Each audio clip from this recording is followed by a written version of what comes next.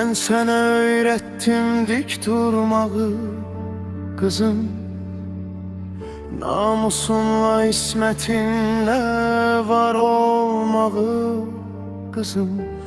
Bugün menzilinden ucalan o gelin sesi, atanın dünyada en büyük töhfesi.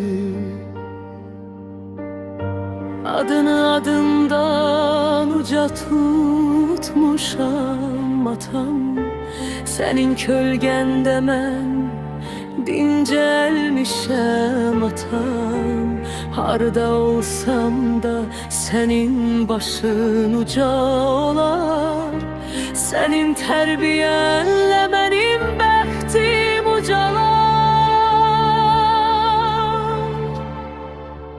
Atamın ismeti, kızımın gururu, bu müqəddəs bağın bitmez hiç nuru. Mən senin şerefin, sen benim canım. Xoşbəxt olay kızım, vüqarlı xanım. Ata duasıdır